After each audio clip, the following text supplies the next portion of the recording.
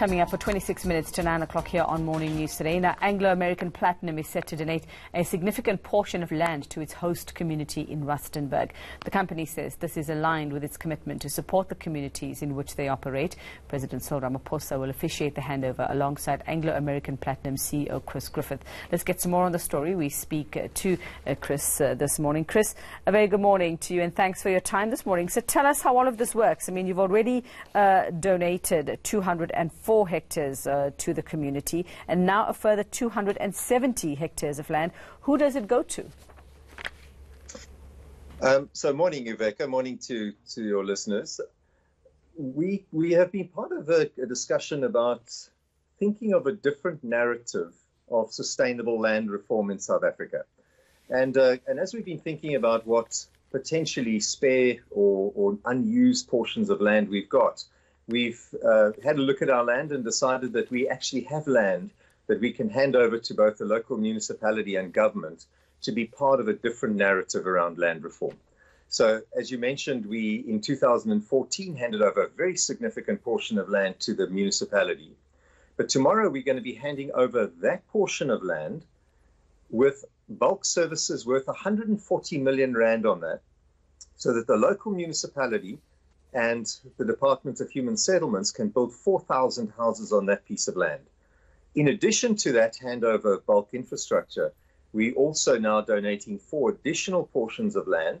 3 will be going to the local municipality in Rustenburg, and 1 portion of land will be going to our community alchemy trust.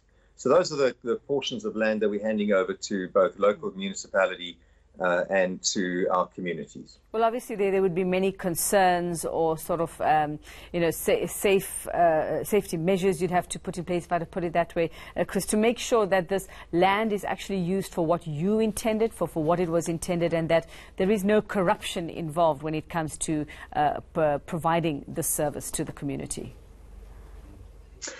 So I don't think there's any chance of that happening, because the portion of land that we've handed over previously, we've now built bulk infrastructures, that's roads and a huge wastewater treatment works.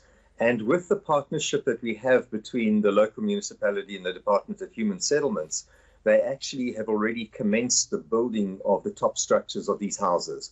So this has absolutely got no chance of being used for anything else. But at the same time, the government are looking for land close to urban areas where they can resettle previously displaced people and also formalize informal settlements into proper townships and to actually build new houses for folk. We also have a steering committee that we work very closely with the government, both the local government and the Department of Human Settlements, to make sure that this land is used in a sustainable way. Is there a deadline that you're setting, Chris, for when these homes need to be built, when people can actually get in there? And how did it work back in 2014 when you did the first chunk? So no, there's no, I mean, once we give the land to government, we give the land to government, and we, although we work closely with them, this land will no longer belong to us, but will belong to the local government. So when we, in 2014, we actually signed up with the MOU, a partnership between ourselves and government, and we said that we made a commitment as the company that we would first put in the bulk infrastructure, which we have now done, and that they would subsequently come and do the bulk and do the 4,000 houses, which they've now committed to do. So I think all the different parties in this transactions have been playing their part, and now it's really, really easy for government just to come on, build the 4,000 houses in the previously donated land, and they can get houses to the communities really, really quickly. So, I think we've got a really positive partnership between ourselves and government, and we've got no reason to believe that that in line with what the president has been asking for, he's been asking for society to step up and be part of a different narrative around land reform. That's more than just expropriation without compensation.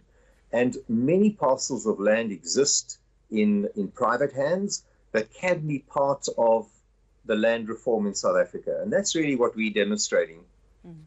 And what we're not doing is handing over the land to government with all sorts of strings attached, but rather a partnership that we can work with government to make sure that this land is used to actually transform the communities in which we operate. Thanks very much for your time there. That's Anglo Platinum CEO Chris Griffith.